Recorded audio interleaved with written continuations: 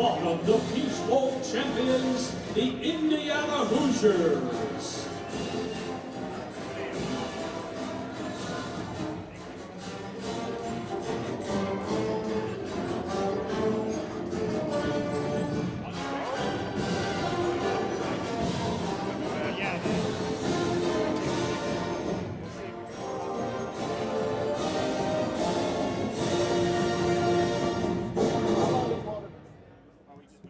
Perfect. Thank you. Appreciate it. Hey, Riley. Hey, bro. Yeah, I got you, bro. Appreciate you. Just a lot of ball skills, drills, and practice. But I feel like that's a kind of natural Yes, sir. thing that especially a guy like Elijah has. Good quality, good field. Appreciate you, my guy. Have a good one. Thank you. You too. Just guys in position and practice that translates to the game. Elijah, obviously. Hang on 1 second. They're going to go straight to a coach interview. Absolutely. I mean, he was a guy that had a ton of production. I'd say, for instance, that was a big. Hang on 1 second. They're about to do Before coach, we guys. get going here with the Hoosiers, how about this? Indiana, just a couple days away from playing in a national championship, something I know a lot of these fans thought was unimaginable for years. What is it about this collection of coaches and players that made this week possible? Well, we're here because we're prepared the right way and we have the right people on the staff and in the locker room. We've got tremendous support from our president and our athletic director, and we have a great fan base. And, we have a plan and a process. And we have great leadership and good players, and we've been very consistent in terms of our play in all three phases, so we've met every challenge. So the novelty of being here, to us, isn't there. We're here. We got a job to do, we got a challenge to meet, and we got 2 more days of prep. You mentioned this fan base. They have showed up every step of the way. Anything you want to say to some of the fans that are in attendance here and going to be at the game on Monday? Well, if you're not sure you can make it down, find a ride. Yeah, the Big Ten championship last week against Oregon, the Rose Bowl. Yeah, Indiana fans, largest alumni base in America. A lot of people didn't know that, and it's been huge for us. Thank you. Best of luck. Thank you. Guys, I'll have you here for questions. Project. This isn't a mic. It's just for recording. So you got to project your voice. Elijah, obviously an unbelievable season with the 15 touchdowns, but I saw your post about missing 3 games earlier this week. Do you kind of have some what-ifs in your head when it comes to touchdown records and stuff if you were healthy for those 3 games? Yeah, definitely. It sucked that I missed those 3 games. Some of the goals that I feel like I was close to getting, I wasn't able to get, but everything happens for a reason, so I'm blessed just to be here right now. Yeah, I wanted to play those 3 games, but I still had a great season, so I just got to take it that way. What are those goals? I wanted to be Biletnikoff winner. I think shout out to the guy who won it, McCollum. He was a great receiver, but yeah, that was one of my goals, and just some other ones I wasn't able to get, but it is what it is. I'm glad I'm in a national championship. That was my number 1 goal. So, yes, sir. Elijah, just what you could say about working with Fernando Mendoza and what it's been like throughout the year, and maybe some of those things beyond practice, kind of where you and him had that opportunity to build a relationship to create that confidence in each other that you have. Yeah, really started first day I met him on his visit. They had asked me to come out to dinner with them, so we chopped it up at dinner, and it was easy talking to him. So just from there, we started clicking, and as good as he is on the field, he's that good off the field too, just as a regular human being. So we have a lot of great conversations outside of football that really translates onto the field, just building that trust, building that chemistry with each other just as a friend and not only just as a teammate. With this offense, it doesn't make a lot of mistakes. And so the Miami's defense is the defense that creates mistakes and creates opportunities in the fourth quarter. What's it going to be like when those 2 things collide? Yeah, Miami's a great defense. Coach Heatherman has them boys rolling. It's going to be a great challenge for us. But for us, it's just going to stick to the same things that we always talk about. Stay ahead of the sticks, execute when we have to execute, and don't turn the ball over. As long as we do those 3 things, we'll put ourselves in a good position. So thank you. Elijah, Hoosier Nation has really showed up the past month or so Has that made its way into the locker room, and how has that personally affected you on and off the field? Yeah, I see it as soon as I go into that arena. Like last week, just seeing all that red in that arena, I seen it just from there, and it makes a great impact on us. Seeing all those fans there, it gives us confidence and wants us to go out there and be able to play our best for them. So without them, it'll be tough being here right now. So all season they've been showing up and showing out, and I appreciate them a lot for that. Thank you. Elijah, coach is pretty stoic, pretty famous for looking mad on the sidelines. What do you do to get him to smile? And can you give me your best impression?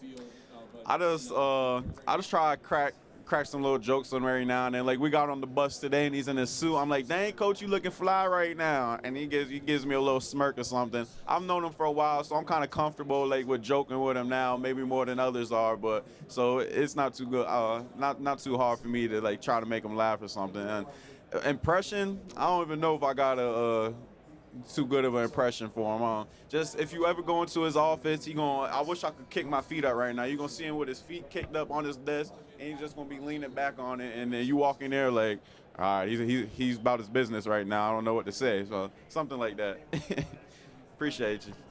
You've been on a tear in the open space. You had 2 touchdowns in the Peach Bowl. What do you tell yourself to keep that momentum going offensively? Yeah, I just keep telling myself, keep going. No matter if I have 1 touchdown, 2 touchdowns, just keep going. I have a lot of confidence in myself and a lot of confidence in the guys around me to allow me to go out there and do what I do. So a lot of prayer, a lot of just talking to myself, and just want to keep on going. I'm never satisfied late, no matter what my stats are. I just want to keep on going. Appreciate you.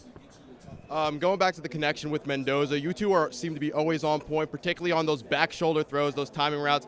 What has kind of built that connection throughout the year, and what's it like playing with a quarterback who's just going to place it perfectly on the outside? Yeah, a lot of reps and a lot of talk go into that. I sent him some clips of some guys who ran some back shoulders in the beginning of the year, and then he liked that, and then we just been working on it ever since then. But really just the reps. I try to be easy as a receiver. I just tell him try to let me get my hands on it. But Fernando does a great job of putting it perfect. He throws a dime about 9 times out of 10, so that boy's a dog for real. But it's great when you have someone that can put the ball where he does. Like it just makes it easy for me. I just got to be in the right spot at the right time. Yeah, thank you. What gave you the belief in Signetti to follow him and be a part of this journey? Sorry, can you say that? What gave you the belief in Coach Signetti to follow him and be a part of this journey? Yeah, really the first time I met him when I was on my visit at JMU, what he says, he really stands on, and that means a lot to me. A lot of coaches may say stuff but not really do it, but everything he says, he really does. He has a plan that he wants to implement, and then we go off of that plan, and he stays onto that plan. And then coming over to Indiana, I was comfortable with him, the staff, and everybody. I knew he was going to get me the ball, which is a great thing, and then and that was from there. It was easy. It was an easy decision. Elijah, you mentioned coming onto campus about 2 years ago. Even though you were new, did you feel like you had to take on a leadership role because you knew the system, knew the coaches, you knew the messaging? Was that like something you took on early? Yeah, definitely wanted to. That was a big goal for me, just to step into a bigger leadership goal when I first got to Indiana. My big thing is, though, I didn't want to come into a new spot and step on everybody's toes that were already here. So it kind of was a good mix. Like I came in and I talked about like what our plan was, what the culture is, how we attack day-to-day things, and then those guys made me feel welcome into the community, welcomed at the facilities and all that. So both of us really, both sides played a factor into that. And was there any moment where a teammate came to you and was like, hey, is he for real? Like, is this for real? Like, where you had to reassure them, like, hey, this works. Like, stick with it. Yeah, those first couple weeks, when you're just talking to him, and then he's like, when Coach Sig is saying what he does, his demeanors and everything, they're like, is this really true? Is this really how things gonna go? Like, is this how the day-by-day stuff goes? And it's like, yeah. Big thing, I told them, like, if you're not on your stuff, if you're not doing what you're supposed to do, Coach Sega will get you out of here and bring someone else in. And that's business. That's the name of the game. So once the guys realize that quick and adjust it real quick. So thank you. Question just to follow up: was there any doubt when this opportunity came available that if you were going to leave JMU, it was going to be here? This was like kind of the place where you wanted to be. You want to follow these coaches and be here? Nah, I'll be honest. When I first had left JMU, I was like, nah, I'm not going to come to Indiana. I kind of want to go down south somewhere, a little warm. But so I had to visit the South Carolina. Really liked the receiver coach there at the time, Coach Stepp. He's now at Illinois. But Yeah, Indiana was my first visit. I had told Coach Sig about some other visits I wanted to go to, and he ended up, he was like, that's not a good idea. And then things shook his hand, and I committed here. So, but I'm happy to be at Indiana. It was a great spot, and God's plan, it all worked out. It all worked out in my favor. Yeah, thank you. Elijah, of course, still one more game, but have you given any thought to the history that this team has already made? And, of course, still one more game, but have you given any thought to the history that this team has already made? Yeah, I mean, definitely gave it some thought. Definitely gave it some thought, but it really doesn't mean too much if you don't finish it with the championship. I'm big on winning championships. That's always what I want to do. So it's not gonna mean too much to me unless we finish the job. So thank you. Elijah, I mean, everybody's talking about Indiana, but you guys have made it clear all year that you don't really care what other people talk about. Do you see things online and ignore them, or do you just try to avoid them altogether? Yeah, you always see things, just how social media is. I do my best to try to ignore it, whether it's good or bad. When we win, it's we're the best team ever. All this. If it's a close game, it's we're overrated or we didn't play anyone. So I really don't care what people say. Win, lose, or draw, everyone's always going to say something. So I'm just happy with the guys that we have in the locker room, and I like how we keep everything inside the locker room, and we're not too worried about the outside noise. Elijah, one of the things that stands out about you and your team is the moment never seems too big for you guys. Why is that? Yeah, really just the work we put in practice and workouts and all that. Coaches do a good job of keeping us on our toes. And then when it comes to those big moments, it's just trusting your trainer, trusting the stuff that you've been doing all year. It may be a big moment, maybe a critical third down, but it's just like any other down. Just go out there, run your route, execute when you got to execute, and don't keep things simple. I'm a big guy on those big moments, keeping things simple and just doing what we've been doing all year. What is it about Coach Signetti, the system, to make this success sustainable for Indiana?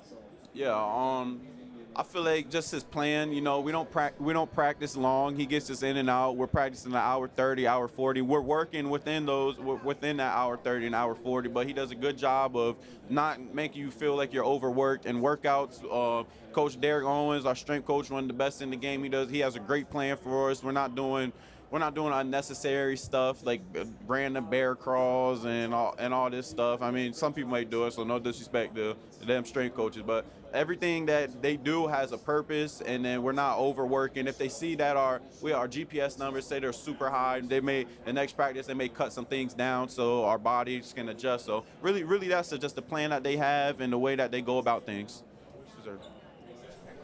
Coach Hanna has a dry sense of humor. How funny is he away from all of us?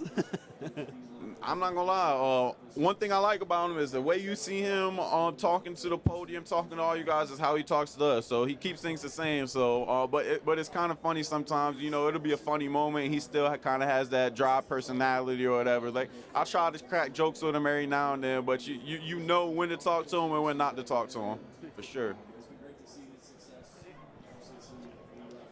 Hey, Elijah, a lot has been made about how Coach Signetti doesn't smile a lot. What would you say is the best way to get Coach to smile? Just crack some type of joke with him. Like I just said this earlier. I had got on the bus and I seen him in his suit and stuff. I'm like, dang, Coach, you looking clean right now. So something like that, just keep him on his toe. I try not to talk ball with him all the time. I'll just try to chop it up with him sometimes because, I'm sure it gets annoying just talking about football all the time. So I just try talking to him about life and just regular stuff every now and then. But you got to know when to talk to him and when not to talk to him for sure. This 2-year run for you guys, I mean, one loss in 2 years, I mean, how magical is this for you? Has it hit you yet what you all are about to accomplish? Man, a little bit. I've been so in the moment just these past 2 years, just trying to do my best for myself and my team. I haven't really sat back and really reflected yet. But this is my last week of college football. This gonna be my last game having the Indiana brand on me. So I've done a little reflecting. I sat back a little bit now, but I'm really focused on finishing this game and finish out my career how I want to finish it. But it's really been a blessing so far for sure. All right, tough question, I know, but one word to describe Fernando Mendoza, what would you say? Great. first person I said this about. I think he's going to be an all-time great in this game of football, just by the way he attacks his work, the way he is off the field. The crazy thing I say is he's won the Heisman and he has all these accolades, but he also has so much room to get better, which is crazy to me. Like, to be a Heisman winner, to be considered one of the best players in college football, but still have that much room to grow, the sky's the limit for my boy, and I can't wait to see him in his future for years to come in this football league. I hope he plays 10, 15, 20 years. Hope he's playing until he's 40 years old, which I really believe he has a chance to. Yes, sir. How easy was it to buy into him when he first arrived on campus? Yeah, it was super easy. Like I said, my first time meeting him was his first time on campus on his visit. They had me, Coach Shanny, I think Coach Dio, our strength coach, had went out with him to dinner just to chop it up with him, and it was great. Easy talk, easy dinner, and then first time throwing with him, just catching his pass, I'm like, okay, this boy can spin it. And then just going through spring, going through summer, seeing the way he's throwing the ball, seeing the way how he's putting it in tight windows and stuff, I'm like, okay, this boy can play. Yeah, the accuracy just stands out. Does it amaze you sometimes some of the holes he's able to, windows he's able to get? Yeah, for sure. Just one throw. It wasn't even to me. It was against Iowa. It was a cover 2 little hole shot ball, a fade. He was on the left hash, threw it all the way to the right hash on the sideline right before the safety could get there, and just stuff like that. I'm in the game, and I'm like, oh, my gosh, he just completed that? So he amazes me almost every single game, if not even throws, the way he sometimes scrambles, get out of a pocket, make something out of nothing. So just the way he operates every single day, it amazes me.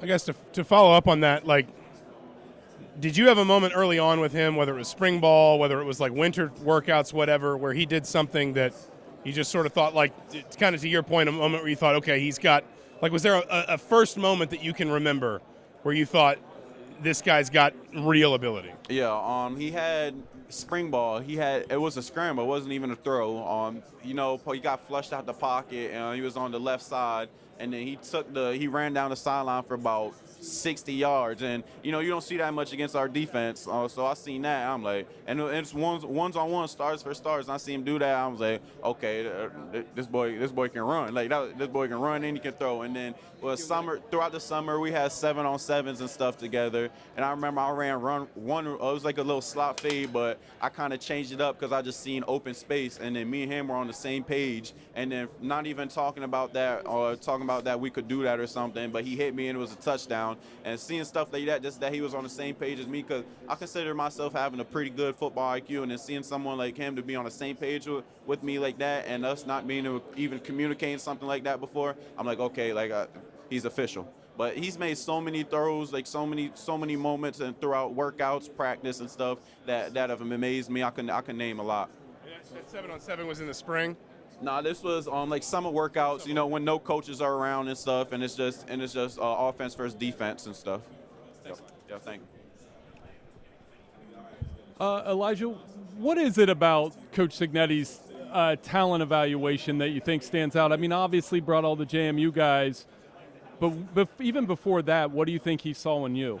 Yeah, and me, I just think he's seen someone who loves football. He knew my brother before. My brother was already playing football for him at JMU as a safety. So my brother puts in his work, puts in his time every single day. So I assume he thought the same of me. And then I had a pretty good freshman year, so I knew he knew I was a playmaker. And then just speaking off his talent evaluation, he does a good job of looking at guys' film and seeing who's going to fit into his system, who he feels like he can develop. He's not going to look at the four or five stars and be like, I just need these 4 or 5 stars. He's going to look at everybody.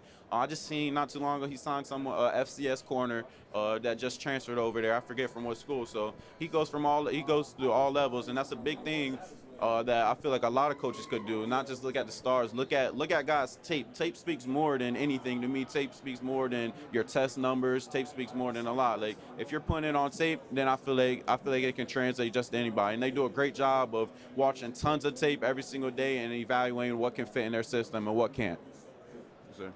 Elijah, I know you guys obviously have thought you guys were going to be here, but at the start of the year, did you ever imagine that this team was going to be able to make it to the national championship? Yeah, I definitely knew we had a good chance just because we had a great group that had came back that played in those big games that we did last year against Notre Dame, Ohio State, and that. And then we brought in a great group of transfers that that have experienced the championship, win or loss, or guys that have just been playmakers at different other schools. And then throughout spring and summer, I knew we had a great chance just the way we were gelling. But it was really, I think, our first big game that we had against Illinois. I think fourth game of the season, they were ranked like number 9 at the time. We had a great game, kind of blew them out the water a little bit. They're a great team, but we played a great game as well. But kind of from there, I'm like, okay, we got a good chance. And then from then, we went on the road a couple times, had some big games, and then that's when I was like, okay, we really got a chance this year. But it's amazing to be here and playing in the national championship. We want to finish it off the right way. Fernando also being at home. Obviously, you know Fernando well. How has he handled himself, in your opinion, just throughout this whole thing, and now gets the chance to play in his hometown? Man, it's amazing to me how he's really handled himself through the beginning of the year, through winning the Heisman, through all the accolades he gets every single week. He's the same person that I met since day one. He hasn't changed, and that's big respect. I tip my hat off to someone like that has all this media coverage, who has all these sponsorships, everyone who wants to get with him, but he's the same exact guy day in and day out. I applaud him for that. Like that's pretty rare to see someone do that. So, but I know this means a lot to him being in Miami, having all his family come to this game, and I just want to play my hardest and do my best so I can bring home a win for him. I wonder, Elijah, as you guys have gone on through the season, and not only beating people, but beating them badly, Alabama, Oregon, do you sort of feel it on the field that you guys have earned these guys' respect, guys who sort of won championships over and over again, that, hey, these guys are legit? I mean, can you tell that on the field, after the game, during the game, that type of thing? Yeah, definitely after the game for sure, or before the game. No, I feel like no one gives us I mean, that's kind of, I don't want anyone before the game to be giving us our respect or nothing. That would be a little weird to me. But after the game, of course, they come up to us, and it's all love. It's never no ill will after the game. Like each team, Alabama, Ohio State, Oregon, all the teams that we've been able to beat this year, they come up and they show respect after the game. And they're great programs, great teams that we played this year. We've just been able to win games and execute the way we wanted to execute. But yeah, it's been a good respect level from everybody all year. Along those lines, what do you guys make of some of the stuff that's out there? I know it's probably BS fodder about you guys are doing this or doing that. Is that people looking for a reason? Hey, this can't be real. Do you guys look at it that way as players? I've seen a couple of it. I've seen people talk about our age and stuff like that. I mean, it is what it is. Like a fifth, sixth year, that's kind of normal now. Like if you redshirt and then you get hurt, you're 6th year. So we have some guys like that on our team. But like I said, people are always gonna say something about us, win, lose, or draw, good or bad. So we don't really pay much attention to it. We're just happy with the guys who got in the locker room, and we just understand what we want to do week in and week out. Elijah, just what's it been like watching this IU football fan base come alive? I mean, it was always kind of in there, but now it's like a sleeping giant's been awakened, and the last 2 playoff games have been virtual home games for you. Man, it's been crazy. It's been crazy. Like you said, it's always been in there. I remember on my first year here, I'm in an Uber going to the airport. Uber driver's talking to me the whole entire way, just about how he's excited, how the whole town's excited, but they're like, we're kind of scared because we don't know if you guys are going to be good or not. And I'm like, listen to them. I'm like, man, I hope we can live up to it for you. And since I've been here, man, they show nothing but love from this first year to this second year. It's been crazy. And then these last couple weeks, like you said, just seeing them fly over to the West Coast, the Big Ten championship, seeing them pack out the Falcon Stadium last week. It's been surreal, and I'm grateful for Hoosier Nation. I'm grateful for the state of Indiana, Bloomington, and I can't thank them enough for what they've been doing for us. Elijah, is there a special quality that JMU guys have that led to them being under-recruited and now excelling at this level? Yeah, I think we just love the game. We love the game. We started playing. A lot of us started playing this game for $0 for a couple years of our career. So we just love ball, and we love winning. And nothing really changed from JMU to Indiana. We just love of the game was still there. Our desire to get better, our desire to keep winning was there. And then that just feeds off to everyone else. So people see us working every single day, and they're like, all right, I want to do this too. I want to be a part of something special. And that's really all it is. Like, it's guys that love the game and want to get better every single day. What was your recruitment like out of high school? Yeah, pretty slow. I mean, so I started at a public school, Colonial Forge, and then I transferred to St. Francis Academy up in Baltimore, just because they're a national powerhouse. I wanted to take my time to the best level. I ended up racking double-digit offers, but I ended up losing all of those between transfer portal and COVID. So by the end of my senior year, I had about 2 D2 offers, and then St. Francis University ended up coming out like real late. I went up to a spring ball, little practice, and then committed from there. School, St. Francis University, less than about 5,000 kids there, FCS school. So it was real slow coming out of high school, man. So it's kind of crazy just being here. I'm always grateful for it just because I know where I started. You guys all kind of have the same, all the JMU guys kind of have a similar story where you were under-recruited and overlooked, and now here you are playing for the national championship game. I mean, do you have to kind of pinch yourself at all? Do you have to pinch yourself at all? No? Did I have to what? Pinch yourself. Oh. How far you've come and everything that's happened? It's like I said, I'm glad that we're here. I'm glad all the JMU guys are here. I'm not sure if my freshman year or their freshman year we were thinking, man, we're going to be playing in the national championship our senior year. But like I said, we're blessed to be here. We understand what our goal is, though. We don't just want to be here. We want to be able to win the game. We want to be able to win a championship not only for Indiana, but the state, the town, ourselves, our families, everyone supporting us.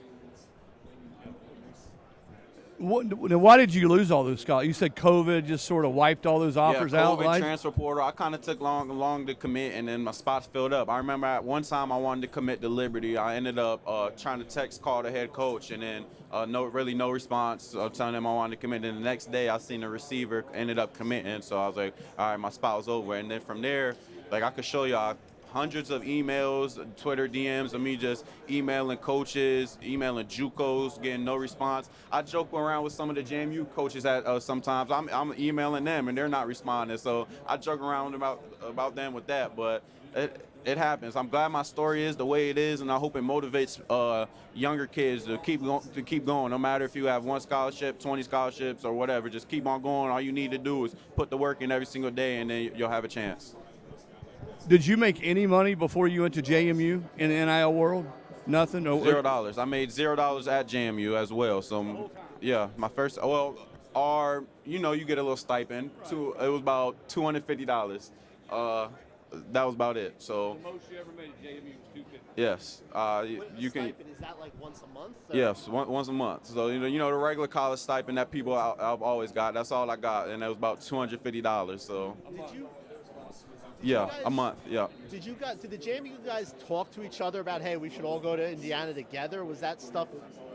Did you guys talk honestly, about that? them boys all kind of committed before me. I had already transferred, so I thought I was going to be stuck at JMU because they didn't release the 2-time transfer rule yet, but they ended up making the 2-time transfer rule. So I was like, okay, I want to be able to go somewhere. But like I said, at first I didn't think I was going to come to Indiana, but I went on my visit. A lot of those guys had already took their register and already committed, but that played a part of my decision as well. Just seeing all my JMU guys go over there, I'm like, all right, man, this may be a good choice for me. Elijah, what do you hope that this run and even last year's run is going to do for this IU program in years to come? Man, I hope it does a lot for us. It seems like it's doing good already. They've done a great job in the transfer portal this year, great job in high school recruiting. So I just hope the success continues for years from now. I hope when I'm old, Indiana's considered a blue chip, a powerhouse, like I think they will be. As long as Coach Sig is here, the coaching staff is here, I feel like great things are going to happen for the program. You've touched on it a little bit. Everyone dreams about playing in these big moment games. What does it mean for you personally to be here at the national championship game? Man, it's a blessing. I can't thank the man above enough for allowing me to be in this position. Just starting where I was to being here now, it means a lot. I have my family coming out to the game, so I want to be able to put on for them.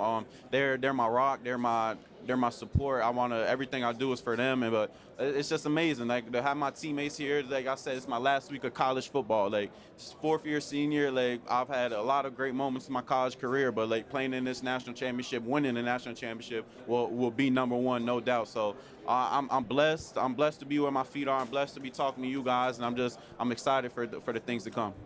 Thank you. Elijah, Pat's played in this game played in it last year. What has he kind of talked about what this entire week is like and what it's like playing in that game? Yeah, he's been. I'm grateful that we have someone like that, like Coog, who's been in there, Zen, who won the national championship last year. But they just keep things the same. Don't make the moment too big. At the end of the day, you're still putting on your cleats, you're still putting on your shoulder pads and helmet like you have every other week. So just go out there and let loose and have fun. That's all he's been talking about. No pressure against us. It's just football at the end of the day. What are you going to miss most about Bloomington? Ooh, most about Bloomington? Just the people, man. Like, the people are real genuine out there. Like, real diverse culture out there. Like, I love being there. Every time I go out now, people are coming up to me, showing love, taking pictures and stuff. And it's a chill town. Like, I got a nice little apartment out there. I just chill. I got my dog. And great town, great people. That's what I'm going to miss the most. Cece. They may not like it. She named after Caitlin Clark. That's what I named her. Indiana fans may not like her. Yeah, that's my she American Bully. That's my daughter right there. Speaking of bully, I got to put bully too, Elijah. Hey, this is Pac-Man Jones with Politely Raw. You playing against a good secondary, I shall say, with Miami. Coming from James Madison, coming to the big stage. Have you watched film, and what do you think, about the Miami secondary? Yeah, definitely watch the film. Them boys fly around. They some dogs. Them safeties gonna come down. They gonna hit you in them corners. They gonna try to get hands on you, be physical with you as well. They're a little more zone than they are man, but they'll definitely line up in front, line up on you man to man and say let's go to work. So we'll see what they do against us coming out, but it's gonna be a fun matchup for sure. Coach Heatherman, he was a DC at JMU. My brother had played on them, speaks highly of them, so I know you're gonna have them boys ready. But it's gonna be great. Hey, much love to you, man. You're a real legend, man. So, yes, sir. Yeah, for sure. Elijah, how would you compare Fernando from the spring and the summer to now? How would you compare Fernando from the spring and the summer till now? Like, how is he different? He's just more comfortable, Of course, it's the first time a quarterback being in the offense. You're gonna have your little mistakes. You're gonna have to learn some things. But he's gotten better week in and week out. His footwork has gotten better.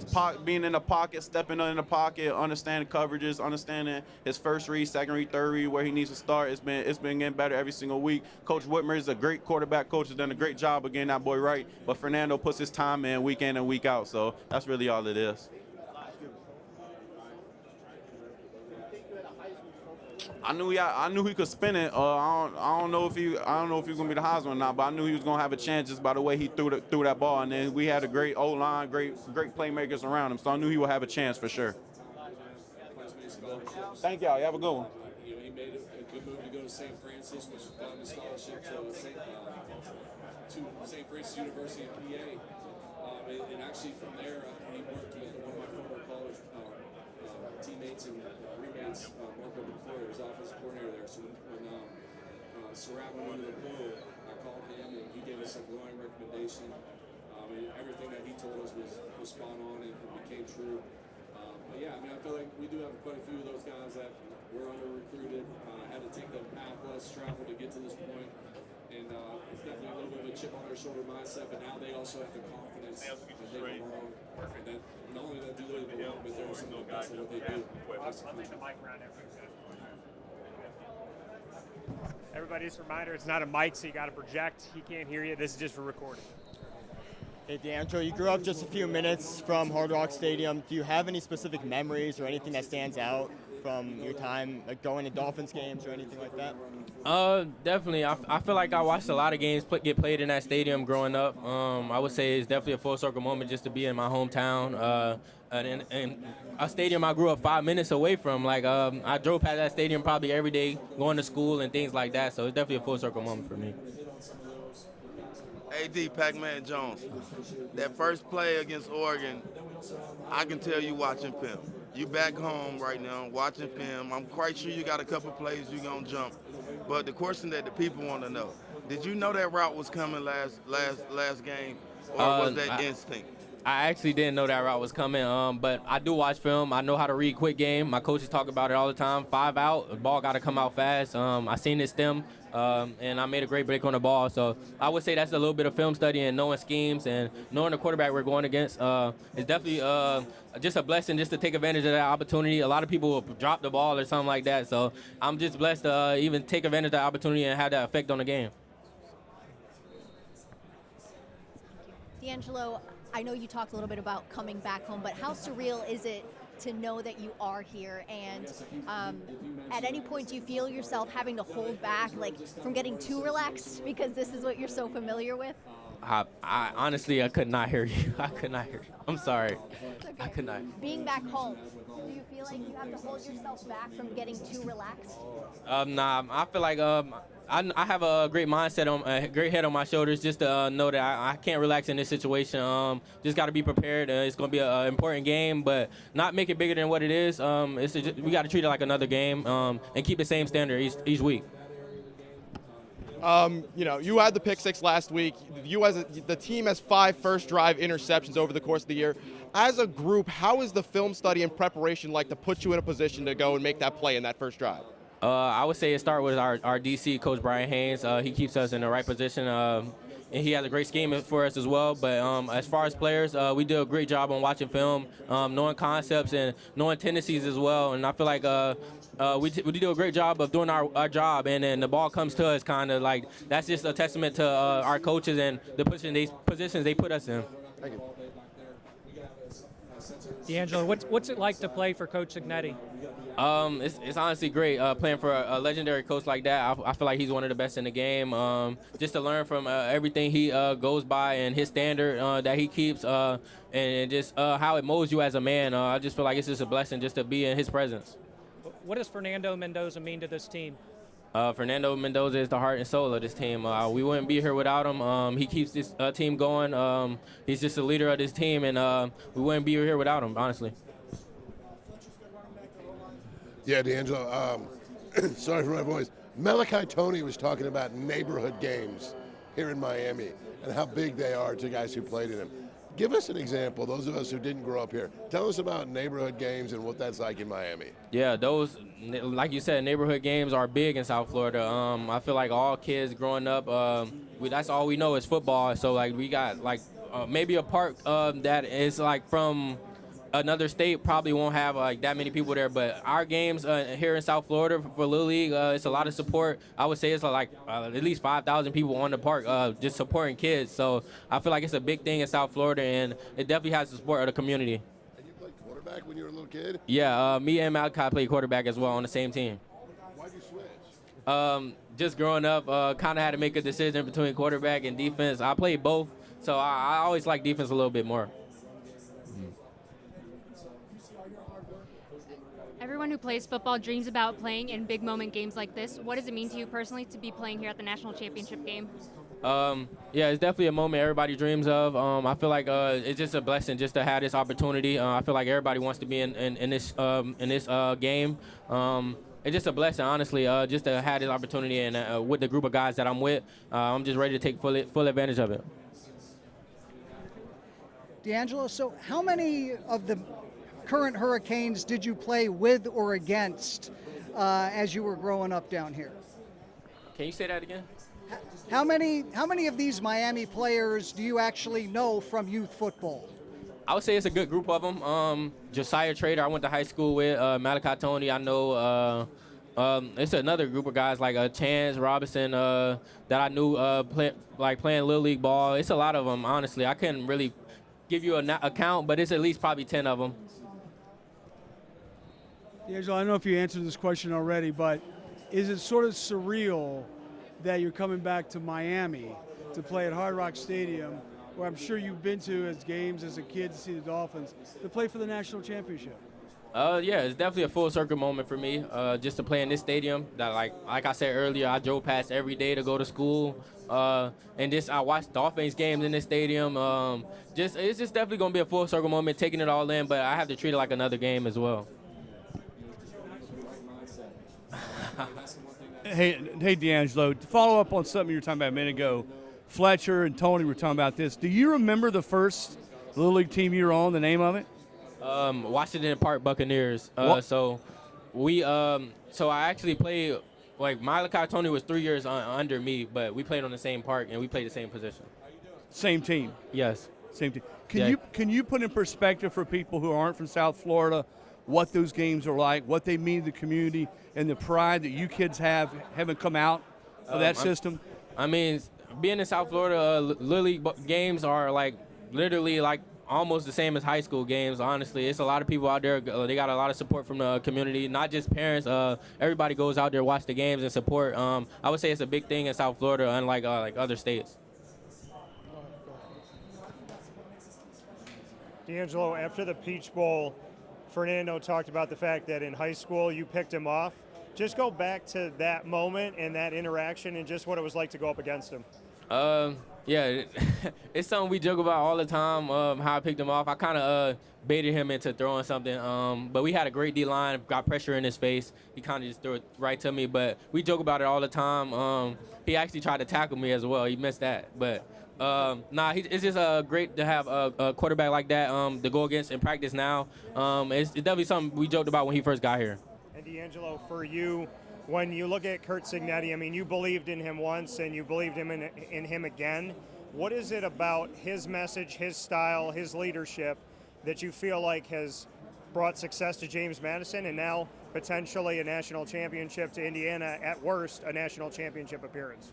I would say Curt Cignetti hasn't changed since I met him. He's always had that same mindset, same standard. I would say his recruiting pitch when I was coming from James Madison to Indiana was the same as he says on the interviews. He wins. That was the main thing he pitched to me. He didn't say the Google me part, but he said I win, and that was enough to get me here. He trusted me out of high school, so it was kind of a no-brainer to go with him out of the portal as well. Coach's sideline faces have become pretty big on the internet. How do you get him to smile and make him happy?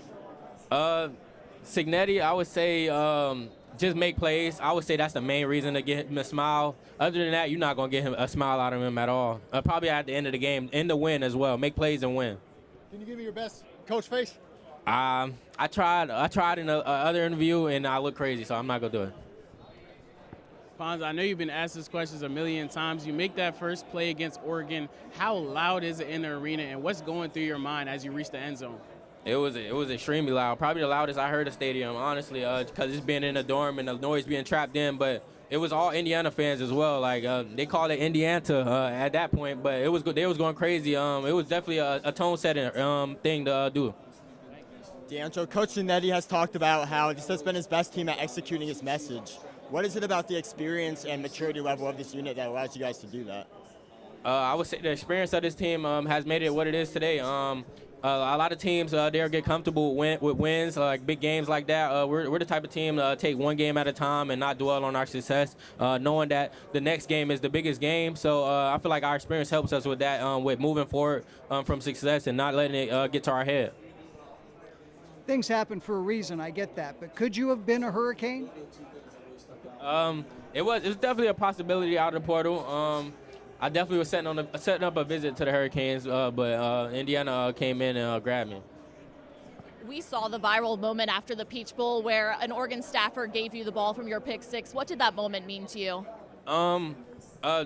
It's honestly something that guy didn't have to do. I made sure to thank him as well personally. Not only did I thank him after he gave me the ball, but it's definitely a nice gesture that you don't see often. And it's something he really didn't have to do, and I appreciate him for that. Hi. Do you have a routine that you tell or do yourself as you step on the line of scrimmage, and how are you going to adjust that or keep it the same as you face a record-setting Miami offense? I do have a little routine, especially like in my stance and things like that. But I wouldn't change it. Even though we're going against great players, there's a lot of great players everywhere, and I feel like I have to keep the same mindset. And if I change that, then it won't be the same. So honestly, just going against top competition is something I always want to do, and it won't change what I do as well. D'Angelo, watching game film, when you see this Canes offense led by Carson Beck, what do you see and how do you contain them? Watching Miami film, I would say I see an experienced quarterback, a point guard quarterback who knows how to get the ball to his playmakers. He likes to take shots as well. He got great receivers to get the ball to in space. Got guys like Malachi Tony who are versatile and things like that. Got other guys on the outside who are great as well. But I just see a veteran quarterback who knows how to read coverages and has the experience to get the ball to his playmakers. D'Angelo, your coaches have talked about how you instill confidence in Jamar and you've made him better. Do you feel like that you two make each other better, even from a little league to now? I would say yes, definitely. Me and Jamar definitely make each other better. Just with little things, we correct each other. When he sees something, he lets me know, and I see something, I let him know. So that definitely makes each other better, and we keep the same standard. So we're just competing every day. D'Angelo, I know that you and Fernando on the podium after the Peach Bowl talked about how you guys had that prior connection here in Miami, and you fast forward to now being teammates, being in this moment. How special and surreal is this full circle moment for you? What is this like? It's definitely a special moment. Something probably all kids dream of who play football. Just to be back in this position in our hometown with this great of an opportunity is definitely a blessing. Something you don't see often. I would say we're ready to take full advantage of it. Did you have to rub it in when you guys got here? Hey, remember when I picked you off here? Nah, I didn't rub it in. It's not something I'm thinking of right now. But we definitely joke about it all the time. But we're not. We're focused on the game right now.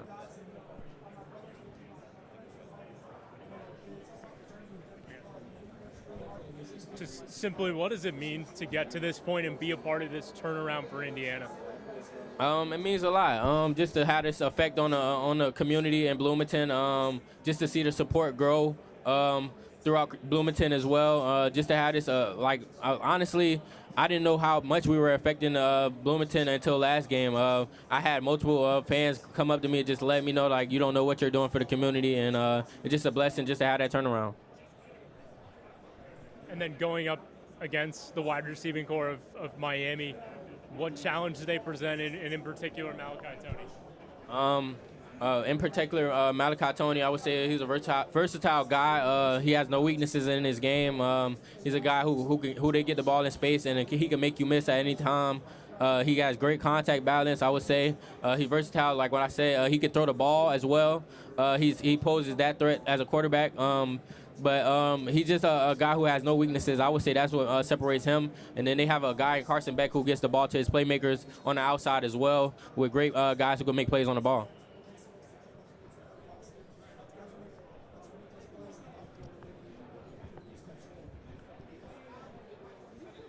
Yeah, fellow Florida boy myself. Hey, tell me, man, I got a chance to see you play in high school, man. You played for one of the premier programs here in the state of Florida, Chaminade Madonna. Tell me, how is it that Coach Damian Jones continues year in and year out to produce not only some of the best high school players, but also some of the best college-ready players like yourself, Jeremiah Smith, JoJo Trade, and others? I would say Coach Damian Jones, he's similar to Coach Sig. He keeps a standard to his players. He's a guy who's going to push you. He doesn't care how successful you are. He doesn't let you get the big head. He's a guy who's going to always push you every day and try to get you better. So I would say that's what separates Damian Jones from all the other high school head coaches, and he's going to get the best out of you. He's going to make you a better man as well. Thank you. Can you talk about where that love for the film room has come from? Because I felt like in the last game it almost seemed like you may have saw something ahead of time that nobody else was expecting in that first play.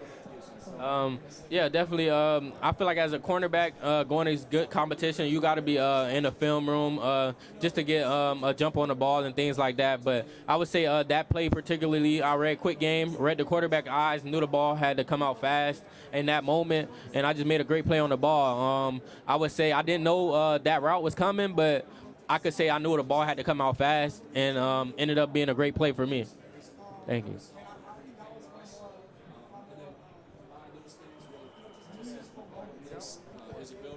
So tell me, again, being from Florida, you played against some of the best players in the state and nationwide.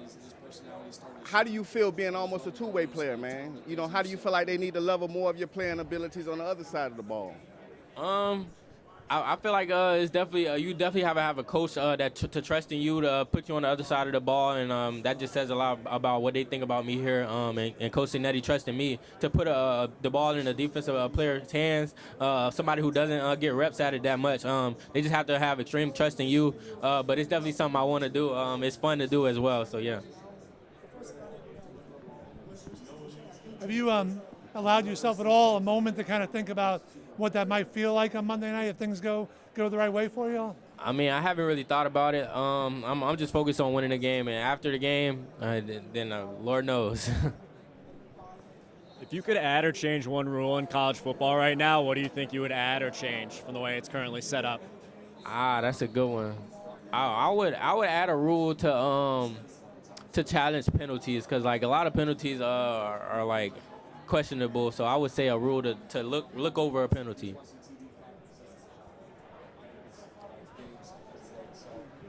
What's going on? You had an interception versus Oregon. Take us back to that play and before that play and everything that you saw, and how did you make that happen? On the first play of game on Oregon, I seen quick game. I read quick game. A lot of people think I knew the play, but I didn't know the play. Honestly, that's just me knowing the quarterback quick game, knowing the ball had to come out fast. They had 5 out receivers, so the ball had to come out fast. Nobody was protecting. So I kind of just made a play on the ball. Seen the quarterback eyes, read it, jumped it, and made a great play on the ball. And then just to see the crowd going crazy, knowing it was all red in the stands, like it just was a great feeling just to have that effect on the game. Tell us a cool story about Coach Signetti. We only see the sound bites and he entertains us. Tell us a cool story about Coach Signetti. So it's not gonna be a lot of cool ones from him, but he's a great guy. I would say a cool story for me. I would say on my visit in Indiana, just his recruiting pitch to me that he wins, and this was possible right here. I would say my dad kind of made a joke, was like, yeah, you had a bad season last year, because Indiana had a bad season last year, and he was like, we could make a bowl game this year, and Signetti was like, bowl game? Like, we're not going for a bowl game, and that was kind of something I laugh about all the time, because just knowing that guy's mindset and his belief in his system, I would say that's something that's always stuck out with me. You're from Chaminade, right? Yeah. Name some of the guys that you played with at Chaminade on your team in high school at Chaminade.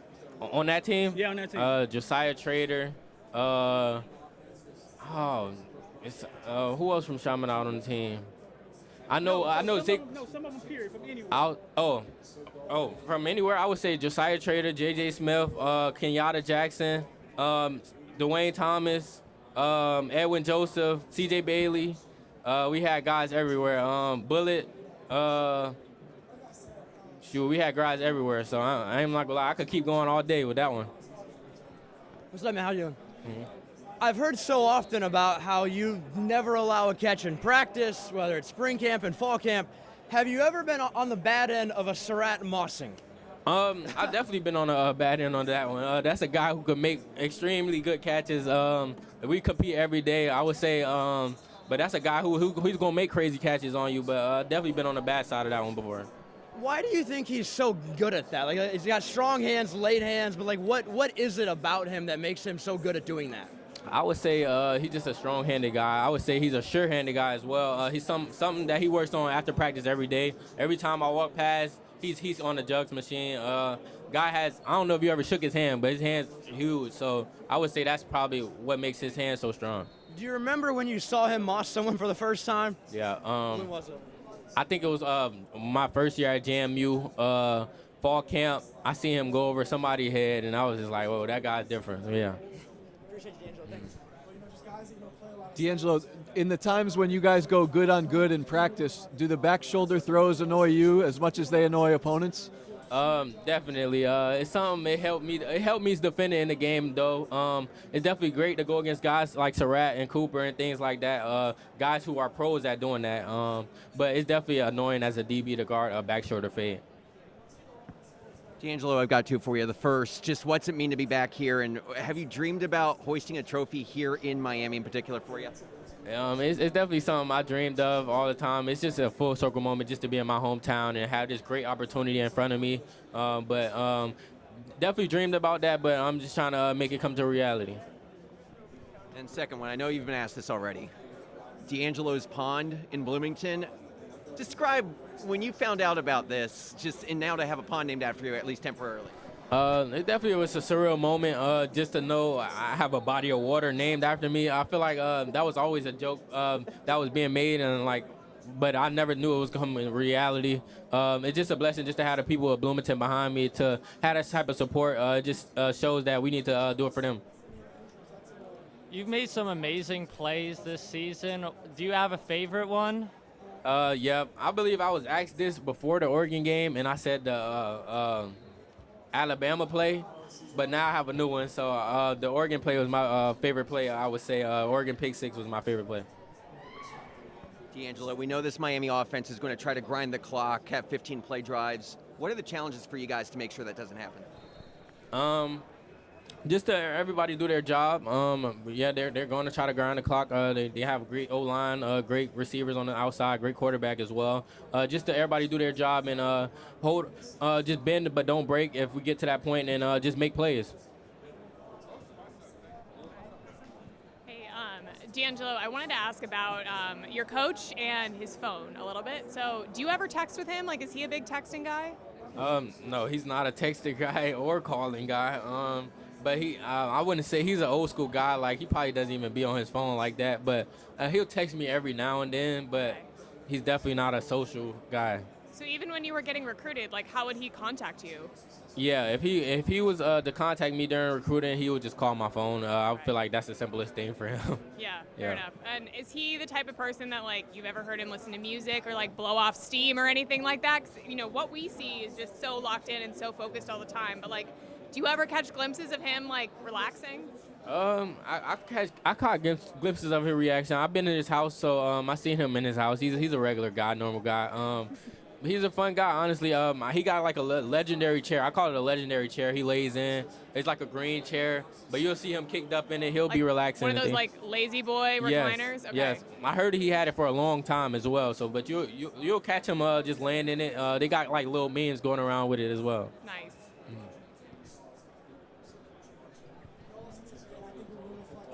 D'Angelo, you've probably been asked this a couple times, but with those James Madison guys that came over with him, is there that extra sense of pride knowing that it worked and you've gotten here and you're one win away from the national title?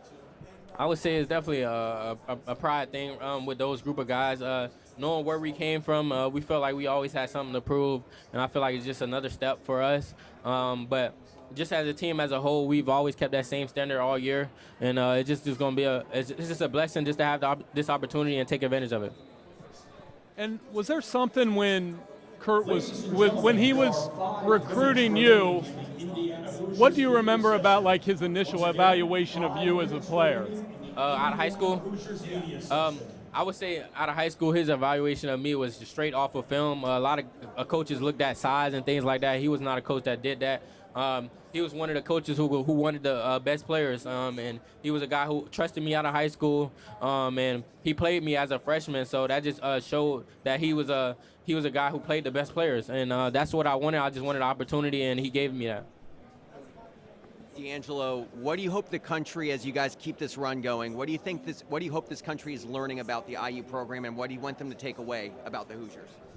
I would say the country is just learning that guys who are quote-unquote misfits can do it.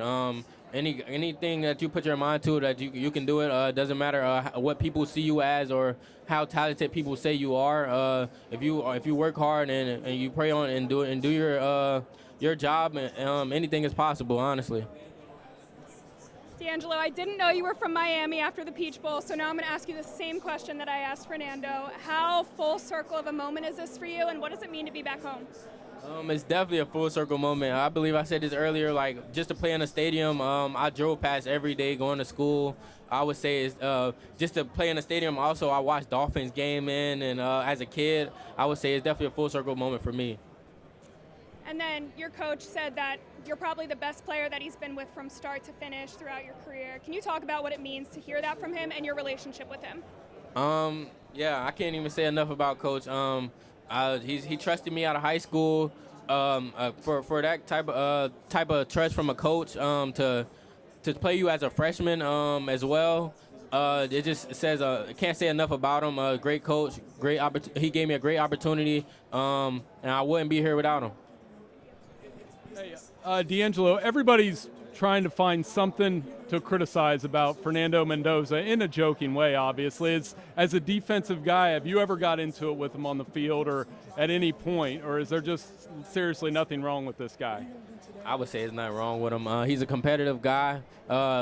And people going to always try to find little things. I would say he has no weaknesses in his game, in my opinion. And this coming from a guy who went against him every day in fall camp and things like that. So I would say he has all the tools of a great quarterback, and probably going to be the best quarterback to ever come out of Indiana. And so just to clarify, like you guys do go one. Some teams don't do it as much. You went one-on-one, like ones-on-ones a little bit in fall camp. You said. Yeah, we went ones-on-ones every day in fall camp. I would say that was the most competitive things we did this year. Yeah. Hey, D'Angelo. Homecoming, obviously, for Miami and Fernando, but also for you. Just your thoughts on coming back here, South Florida, to play the biggest game. Definitely a full circle moment for me, just to play in my hometown for a national championship, a great opportunity. I would say I'm just ready to take full advantage of it. And what is it about Coach Curt Cignetti that makes success sustainable? Of course, you've been with him for a while now. I would say the thing that makes him successful is him keeping the same standard each week. Even after we win a big game or anything like that, he's the type of coach to go back to the drawing board and try to still get better off of that. A lot of people will be fulfilled with that win, but he's not satisfied at all. He's a coach who was always trying to get better, and I feel like that's what separates him. And when did it really set in that not only were you coming to Miami, but to play Miami, and just kind of immediate thoughts on reaction then? I would say my thoughts, it was a great opportunity just to play in front of home crowd. I was really thinking about all the tickets I'm going to have to get from my family as well. But it's just a great opportunity, and it's just a blessing to be here. D'Angelo, I have more of a unique one. Before you and I did our first interview together, I'm a card collector, and I pulled from a box of cards a D'Angelo Pons 2 of 5, and it's autographed by you that says Big Ten, all first team Big Ten. Should your card be worth more than Fernando Mendoza? And why did you kind of put that special message? Because I never seen something like that said first team all Big Ten. I wouldn't say mine should be worth more than a Heisman. He got that one, but I would say I put that all first team all Big Ten. I believe I haven't. Well, did they announce that yet, or I just put that? Oh, well, I think I was told to put that on there, but I think it was pretty cool just to have you draw that as well. But I don't think it should be worth more than a Heisman. He deserves it. D'Angelo, obviously everybody talks about how your team is legacy, the legacy of your team. What is the legacy of your team, win or lose today? I'm not really focused on our legacy of our team. I know that's kind of the thing that's being said right now. We're just focused on winning this game, honestly. Thank you. Departures will begin shortly in the same location as drop-off.